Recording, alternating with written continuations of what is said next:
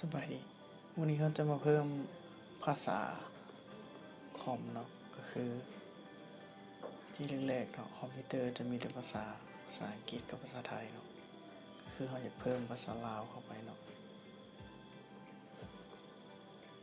ง่ายๆเลยเนาะก็คือให้คลิกขวาที่บนเป็นภาษาอังกฤษเนาะ en เนาะแล้วให้คลิกการตั้งค่าหลังจากนั้นให้กดเพิ่มเนาะเพิ่มภาษาหลังจากนั้นให้เลือกภาษาที่เราต้องการเพิ่มเนาะ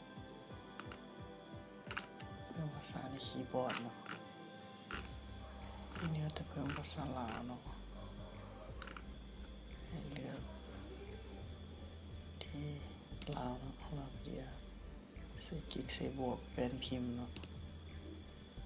ให้ติดที่ลาวแล้วก็ติดโอเคแล้วกดจะเห็นภาษาลาวขึ้นมาเนาะกดนำไปใส่เนาะกดตรงลงได้ให้มาคลิกเบิ้งเนาะจะเห็นภาษาลาวขึ้นมาอย่างนี้เนาะเขาจะพิมพ์ภาษาลาวไปติ๊กใส่เนาะมันจะเป็น LA เนาะให้ลองพิมพ์มันเนาะ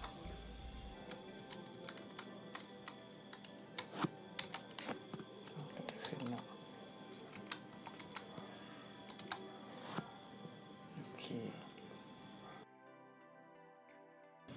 ถ้าคลิปนี้มีประโยชน์ฝากกดติดตามนะครับ